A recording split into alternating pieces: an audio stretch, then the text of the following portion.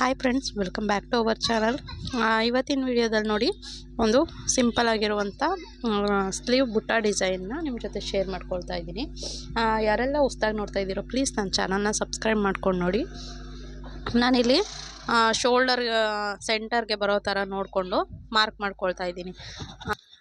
ಇದೇನಿದು ಲೋಟದಲ್ಲಿ ನೀರು ಇಟ್ಕೊಂಡಿದ್ದಾರೆ ಅಂತ ಯೋಚನೆ ಮಾಡ್ತಾ ಇದ್ದೀರಾ? ಏನಿಲ್ಲ, ಯಾವಾಗ್ಲೂ ಅಷ್ಟೇ ಎಂಬ್ರಾಯ್ಡ್ರಿ ಕೂರುವಂಥ ಟೈಮಲ್ಲಿ ರಾತ್ರಿ ಊಟ ಎಲ್ಲ ಮುಗಿಸಿ ಎಂಬ್ರಾಯ್ಡ್ರಿ ಮಾಡೋಕ್ಕೆ ಕೂರ್ತೀನಿ. ಕೂತು ಒಂದು ಅರ್ಧ ಗಂಟೆ ಮುಕ್ಕಾಲು ಗಂಟೆ ಆದಮೇಲೆ ಕಂಪಲ್ಸರಿ ನಾನು ಒಂದು ಲೋಟ ಬಿಸಿನೀರನ್ನ ತೊಗೊಳ್ತೀನಿ. ಹಾಗಾಗಿ ಇಲ್ಲಿ ಬಿಸಿನೀರ ತಂದು ಕೊಟ್ಟಿದ್ದಾರೆ ನನ್ನ ಮಗಳು, ಹಾಗಾಗಿ ತೊಗೊಳ್ಳೋಣ ಅಂಥೇಳಿ ಹಾಗೆ ಇಟ್ಟೆ. ಮಾರ್ಕ್ ಮಾಡ್ತಾಯಿದ್ದೆ, ಮಾರ್ಕ್ ಮಾಡಿಬಿಡೋಣ ಆಮೇಲೆ ಕುಡಿಯೋಣ ಅಂಥೇಳಿ ಹಾಗೆ ಸುಮ್ಮನಾದೆ. ನಾನಿಲ್ಲಿ ನೋಡಿ ಫ್ರೇಮ್ನ ಹಾಕ್ಕೊಂಡಿದ್ದೀನಿ. ಫ್ರೇಮ್ ಹಾಕ್ಕೊಂಡು ನಾನಿಲ್ಲಿ ಕ್ಯಾನ್ವಾಸ್ ಪೇಪರಲ್ಲಿ ಕಟ್ ಮಾಡ್ಕೊಂಡಿದ್ದೆ ಬುಟ್ಟ ಶೇಪು. ಅಂದರೆ ಎರಡೂ ಸೈಡು ಸ್ಲೀವ್ಗೆ ಒಂದೇ ಶೇಪ್ ಬರಬೇಕಲ್ವ, ಹಾಗಾಗಿ ನಾನು ಅದನ್ನು ಇಟ್ಟು ಮಾರ್ಕ್ ಮಾಡ್ಕೊಂಡಿದ್ದೀನಿ. ನನಗೆ ಯಾವ ಸೈಜ್ಗೆ ಬುಟ್ಟ ಬೇಕು ನೋಡಿಕೊಂಡು ಮಾರ್ಕ್ ಮಾಡ್ಕೊಂಡಿದ್ದೀನಿ.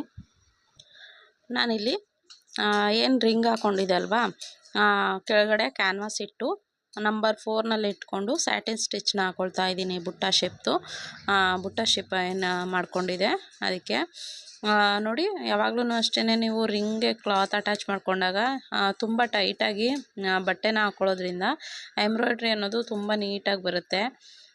ನೋಡಿ, ಸ್ಟಿಚ್ಡ್ ಬ್ಲೌಸ್ಗೆ ಯಾವುದೇ ರೀತಿ ರಿಂಗ್ ಅವಶ್ಯಕತೆ ಇಲ್ಲ, ಬಟ್ ರಿಂಗ್ ಹಾಕ್ಕೊಂಡು ಮಾಡೋದ್ರಿಂದ ಇದಕ್ಕೆ ಅಂದರೆ ಎಸ್ಪೆಷಲಿ ಸ್ಲೀವ್ಗೆ ರಿಂಗ್ ಹಾಕ್ಕೊಂಡು ಮಾಡೋದ್ರಿಂದ ತುಂಬ ಬೇಗನೆ ಡಿಸೈನ್ನ ಕಂಪ್ಲೀಟ್ ಮಾಡ್ಬೋದು.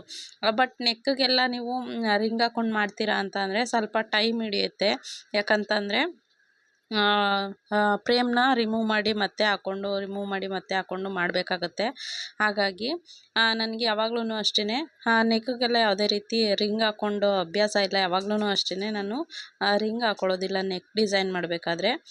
ಸ್ಲೀವ್ಗೆ ಬೇಕಿದ್ರೆ ಈ ರೀತಿಯಾಗಿ ಇದನ್ನು ಕೂಡ ಅಷ್ಟೇ ಯಾವುದೇ ರೀತಿ ರಿಂಗ್ ಇಲ್ಲದೆ ಮಾಡ್ಬೋದು, ಬಟ್ ಬೇಗ ಆಗುತ್ತೆ ಅಂತ ಹೇಳಿ ನಾನು ಇಲ್ಲಿ ರಿಂಗ್ ಹಾಕ್ಕೊಂಡಿದ್ದೀನಿ. ಯಾಕಂದರೆ ಇಲ್ಲಿ ಯಾವುದೇ ರೀತಿ ಫ್ರೇಮ್ನ ರಿಮೂವ್ ಮಾಡಿ ಮತ್ತೆ ಹಾಕೊಳ್ಳುವಂಥ ಅವಶ್ಯಕತೆ ಇಲ್ಲ ಅಲ್ಲ, ಬರೀ ಜಸ್ಟ್ ಒಂದು ಬುಟ್ಟ ಡಿಸೈನ್ ಮಾಡ್ತಾ ಇರೋದು. ಹಾಗಾಗಿ ಫ್ರೇಮ್ನ ಹಾಕ್ಕೊಂಡಿದ್ದೀನಿ ಅಷ್ಟೇ.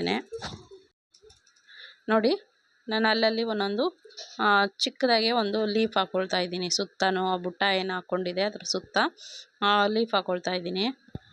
ನೋಡಿ, ಸೈಡ್ ಚಿಕ್ಕ ಲೀಫ್ ಹಾಕ್ಕೊಂಡಾದಮೇಲೆ ನೆಕ್ಸ್ಟು ಒಂದು ಉದ್ದ ಲೀಫ್ನ ಹಾಕ್ಕೊಳ್ತಾ ಇದ್ದೀನಿ ಈ ರೀತಿ. ಅಂದರೆ ಇದಕ್ಕೆ ನಾನು ಯಾವುದೇ ರೀತಿ ಟ್ರೇಸಿಂಗ್ನ ಮಾಡ್ಕೊಂಡಿಲ್ಲ ಈ ಬುಟ್ಟ ಡಿಸೈನ್ಗೆ. ಜಸ್ಟ್ ಒಂದು ಶೇಪ್ ಅಷ್ಟೇ ಹಾಕ್ಕೊಂಡಿರೋದು. ಯಾವ ರೀತಿಯಾಗಿ ಒಂದೇ ಶೇಪಲ್ಲಿ ಬರಬೇಕಲ್ವ, ಹಾಗಾಗಿ ಜಸ್ಟ್ ಒಂದು ಶೇಪ್ ಹಾಕ್ಕೊಂಡು ನೋಡಿ, ಏನು ಲೋಟಸ್ ಏನು ಪೆಟಲ್ ಏನು ಬರುತ್ತೆ ಆ ಶೇಪಲ್ಲಿ ನಾನು ಕೆಳಗಡೆ ದೊಡ್ಡದು 2 ಲೀಫ್ನ ಹಾಕ್ಕೊಂಡಿದ್ದೀನಿ. ಮತ್ತು ಮಧ್ಯದಲ್ಲೂ ಅಷ್ಟೇ 2 ಅದೇ ರೀತಿಯಾಗಿ ಲೀಫ್ನ ಹಾಕ್ಕೊಂಡು ಈ ರೀತಿ ಚಿಕ್ಕದಾಗಿ ಆ ಸೈಡ್ ಈ ಸೈಡ್ ಬರೋ ಥರ ನೋಡಿಕೊಂಡು ಲೀಫ್ನ ಹಾಕ್ಕೊಂಡಿದ್ದೀನಿ.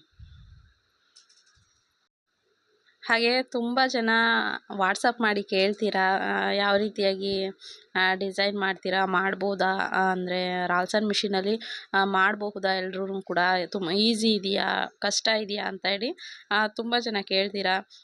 ಏನಿಲ್ಲ, ನಿಮಗೆ ಆಸಕ್ತಿ ಇರಬೇಕು, ಬಟ್ ಅದನ್ನು ಚಾಲೆಂಜಾಗಿ ತೊಗೊಳ್ಬೇಕಷ್ಟೇ.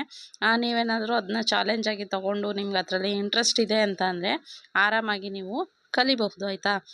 ನೋಡಿ, ನಾನಿಲ್ಲಿ ನೆಕ್ಸ್ಟು ಮತ್ತೊಂದು ಸ್ಲೀವ್ಗೆ ರಿಂಗ್ನ ಅಟ್ಯಾಚ್ ಮಾಡ್ಕೊಳ್ತಾ ಇದ್ದೀನಿ. ಅದೇ ಹೇಳಿದೆ ಅಲ್ವಾ, ನಿಮ್ಮ ಮನಸ್ಸಲ್ಲಿ ನಾನು ಕಲಿತೀನಿ ಅನ್ನೋದು ಒಂದು ಪಾಸಿಟಿವ್ ಮೈಂಡ್ ಇಟ್ಕೊಳ್ಬೇಕು. ಇದು ನನ್ನ ಕೈಲಿ ಆಗೋದಿಲ್ಲ, ಇದು ನನ್ನ ಕೈಲಿ ಸಾಧ್ಯನಾ ಅಂತ ಹೇಳಿ ಡೌಟ್ ಬೇಡ. 100% ನಾನು ಅದರಲ್ಲಿ ಎಫರ್ಟ್ ಹಾಕ್ತೀನಿ. ನಾನು ಕೂಡ ಕಲಿತೀನಿ, ನನ್ನ ಕೈಲೂ ಕೂಡ ಅದನ್ನು ಮಾಡೋದಕ್ಕೆ ಸಾಧ್ಯ ಅಂತ ಹೇಳಿ ನಿಮ್ಮನ್ನು ನೀವು ಮೋಟಿವೇಟ್ ಮಾಡ್ಕೊಳ್ಳಿ.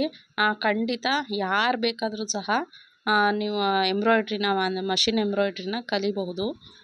ಎಂಬ್ರಾಯ್ಡ್ರಿ ಅಂತಲೇ ಅಲ್ಲ, ನೀವು ಯಾವುದೇ ಕಟ್ಟಿಂಗು ಸ್ಟಿಚಿಂಗ್ ಆಗಲಿ, ನೀವು ಯಾವುದೇ ಕೆಲಸ ಮಾಡಬೇಕಾದ್ರೂ ಅಷ್ಟೇ ಖಂಡಿತ ಅದನ್ನು ನಾನು ಮಾಡಬಲ್ಲೆ ಅನ್ನೋದೊಂದು ಪಾಸಿಟಿವ್ ಮೈಂಡ್ ಇಟ್ಕೊಂಡು ಶುರು ಮಾಡಿ. ಖಂಡಿತ ಆ ಕೆಲಸನ ನೀವು ಕೂಡ ಮಾಡ್ತೀರಾ, ನಿಮ್ಮ ಕೈಲೂ ಕೂಡ ಸಾಧ್ಯ ಆಗುತ್ತೆ. ಹಾಗೆ ಮತ್ತೊಂದು, ನಾವು ಮಾಡುವಂಥ ಕೆಲಸದ ಮೇಲೆ ನಮಗೆ ಪ್ರೀತಿ ಇರಬೇಕು. ಅದನ್ನು ನಾವು ಇಷ್ಟಪಟ್ಟು ಮಾಡಬೇಕು, ಕಷ್ಟಪಟ್ಟು ಮಾಡಬಾರ್ದು. ಯಾರದ್ದೋ ಬಲವಂತಕ್ಕೋ ಅಥವಾ ಯಾರದ್ದೋ ಒತ್ತಾಯಕ್ಕೆ ಬಿದ್ದು ಮಾಡಬಾರ್ದು. ಅದನ್ನು ನಾವು ತುಂಬ ಪ್ರೀತಿಯಿಂದ ಮಾಡೋದು ಇದ್ದರೆ ಖಂಡಿತ ಎಲ್ಲರೂ ಕೂಡ ಪ್ರತಿಯೊಂದು ಕೆಲಸನೂ ತುಂಬ ಬೇಗನೆ ಕಲಿಬೋದು, ಎಲ್ಲ ಕೆಲಸನೂ ಸಹ. ನೋಡಿ, ಮತ್ತೊಂದು ಸ್ಲೀವ್ ಬುಟ್ಟನ ರೆಡಿ ಮಾಡ್ತಾ ಇದ್ದೀನಿ. ನೀವು ಬೇಕಿದ್ರೆ ಎರಡೂ ಸ್ಲೀವ್ಗೂ ರಿಂಗ್ ಹಾಕ್ಕೊಂಡು ಒಂದೇ ಸಲ ನಾರ್ಮಲಾಗಿ ಜರಿ ಥ್ರೆಡ್ ಹಾಕ್ಕೊಂಡು ಎರಡೂ ಸೈಡ್ಗೂ ಬುಟ್ಟನ ಅಂದರೆ ಸ್ಯಾಟಿನ್ ಸ್ಟಿಚ್ನ ಹಾಕ್ಕೊಂಡು, ನಂತರ ನಾನೇನಿಲ್ಲಿ ರಾಮ ಗ್ರೀನ್ ಸಿಲ್ಕ್ ಥ್ರೆಡ್ ತೊಗೊಂಡಿದ್ದೀನಲ್ವ, ಅದರಲ್ಲಿ ನಾವು ನಾರ್ಮಲಾಗಿ ಈ ರೀತಿ ಲೀಫ್ ಹಾಕ್ಕೊಂಡು ಎರಡೂ ಸ್ಲೀವ್ಗೂ ಒಂದೇ ಸಲ ನೀವು ರೆಡಿ ಮಾಡ್ಬೋದು, ಆಯಿತಾ. ಇದು ನಾನೇನು ಮಾಡಿದ್ದೀನಿ ಅಂತಂದರೆ, ಎರಡೂ ಸ್ಲೀವ್ ರೆಡಿ ಮಾಡಬೇಕಾದ್ರೆ ದಾರನ ಚೇಂಜ್ ಮಾಡ್ಕೊಂಡು ಮಾಡಿದ್ದೀನಿ. ಯಾಕಂದರೆ ಇದು ಒಂದೇ ಇರೋದು, ಈ ಸ್ಲೀವ್ ಸೈಜ್ಗೆ ಆಗುವಂಥದ್ದು ರಿಂಗು ಒಂದೇ ಇರೋದು. ಹಾಗಾಗಿ ನಾನು ಇಲ್ಲಿ 2 ಸಲ ರೆಡಿ ಮಾಡ್ಕೊಂಡಿದ್ದೀನಿ. ನೀವು ಬೇಕಿದ್ರೆ ಈ ರೀತಿ ರಿಂಗ್ 2 ಇದೆ ಅಂತ ಅಂದರೆ ಆರಾಮಾಗಿ ನೀವು ಒಂದೇ ಸಲ 2 ಬುಟ್ಟ, ಅಂದರೆ ಒಂದು ಸಲ ನೀವೇನು ಥ್ರೆಡ್ ಹಾಕ್ತೀರಾ ಅದೇ ಥ್ರೆಡ್ಡಲ್ಲಿ 2 ಬುಟ್ಟಗಳನ್ನು ರೆಡಿ ಮಾಡ್ಕೊಳ್ಬೋದು. ಯಾರಿಗೆಲ್ಲ ಈ ಡಿಸೈನ್ಸು ಮತ್ತು ಈ ವಿಡಿಯೋ ನಿಮಗೆ ಎಷ್ಟು ಯೂಸ್ಫುಲ್ ಆಗಿದೆ ಅಂತ ಕಮೆಂಟ್ ಬಾಕ್ಸಲ್ಲಿ ಕಮೆಂಟ್ ಮಾಡಿ. ಈ ವಿಡಿಯೋ ನಿಮ್ಗೆ ಇಷ್ಟ ಆದರೆ ನಿಮ್ಮ ಫ್ಯಾಮಿಲಿ ಮತ್ತು ಫ್ರೆಂಡ್ಸ್ ಜೊತೆ ಶೇರ್ ಮಾಡಿ. ಆದಷ್ಟು ಒಂದು ಲೈಕ್ ಮಾಡೋದನ್ನು ಮರಿಬೇಡಿ, ಆಯಿತಾ. ಯಾರೆಲ್ಲ ಹೊಸದಾಗಿ ನನ್ನ ಚಾನಲ್ ನೋಡ್ತಾ ಇದ್ದೀರೋ ಪ್ಲೀಸ್ ಸಬ್ಸ್ಕ್ರೈಬ್ ಮಾಡಿಕೊಂಡು ಸಪೋರ್ಟ್ ಮಾಡಿ. ನೋಡಿ, ಇದಿಷ್ಟ ಆದಮೇಲೆ ಪಿಂಕ್ ಕಲರ್ ಥ್ರೆಡ್ ತೊಗೊಂಡು ನಾನಿಲ್ಲಿ 5 ಪೆಟಲ್ ಬರೋ ಥರ ನೋಡಿ, ಈ ರೀತಿ ಅಂದರೆ ಫ್ಲವರ್ ಶೇಪಲ್ಲಿ ಕಾಣಬೇಕು ಆ ರೀತಿ ಹಾಕ್ಕೊಳ್ತಾ ಇದ್ದೀನಿ.